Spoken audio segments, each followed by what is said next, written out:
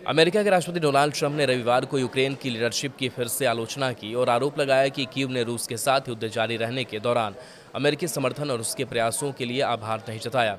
उन्होंने truth social पर एक बयान जारी कर रूस यूक्रेन युद्ध के लिए अमेरिका के तत्कालीन राष्ट्रपति जो बाइडेन को जिम्मेदार ठहराया। उन्होंने कहा कि अगर सही नेतृत्व होता तो यह युद्ध नहीं भड़कता। ट्रंप ने यूरोप को भी रूस से तेल खरीदने के लिए घेरा और उनकी आलोचना की। अमेरिकी राष्ट्रपति ट्रंप ने साफ तौर पर कहा कि यूक्रेन को अमेरिका ने युद्ध में इतनी मदद की, लेकिन उसने अमेरिका का कभी एहसान नहीं माना। ट्रंप ने सोशल मीडिया अकाउंट ट्रूथ पर लिखा, मुझे एक ऐसा युद्ध विरासत में मिला जो कभी नहीं होना चाहिए था। एक ऐसी जंग जिसमें सभी का नुकसान हुआ, इसमें लाखों लोग बेवजह मारे गए। यूक्रेन के नेतृत्व ने हमारी कोशिशों पर बिल्कुल भी आभार नहीं जताया है।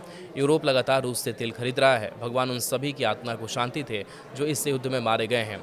ट्रंप ने ये बातें अमेरिकी और यूक्रेनी अधिकारियों के जेनेवा में मुलाकात से कुछ पहले पोस्ट किया ताकि लड़ाई रोकने के उनके प्रस्तावों पर चर्चा की जा सके। व्हाइट हाउस ने यूक्रेन को इस प्लान की मंजूरी देने के लिए 27 नवंबर तक का समय दिया है। डोनाल्ड ट्रंप ने यूक्रेन रूस युद्ध को समाप्त करने के लिए 28 सूत्री नई योजना पेश की और साथ ही साफ कर दिया कि यूक्रेन के राष्ट्रपति व्लादिमीर जेलेंस्की के पास लड़ाई को लंबे समय तक जारी रखने का विकल्प नहीं है और उन्हें इस योजना को स्वीकार करना होगा।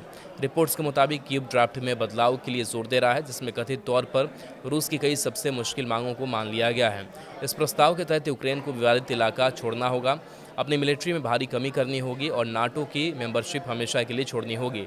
शनिवार को ट्रंप ने रिपोर्ट्स में कहा कि यह प्रपोजल उनका आखिरी और ऑफर नहीं है, लेकिन उन्होंने जोर देकर कहा कि वह किसी भी तरह लड़ाई रोकने के लिए पक्के इरादे वाले हैं।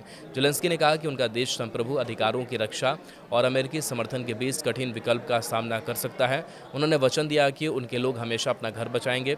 रविवार को बातचीत से पहले फ्रांस की रक्षा मंत्रालय की मंत्री एलिस रूफो ने फ्रांस इन्फो को बताया कि चर्चा का मुख्य बिंदु योजना में यूक्रेनी सेना पर लगाए गए प्रतिबंध होंगे जो उसकी संप्रभुता पर सीमा है। उन्होंने कहा कि यूक्रेन को खुद का बचाव करने में सक्षम होना चाहिए। रूस युद्ध चाहता है और पिछले वर्षों में कई बार युद्ध छेड़ चुका है।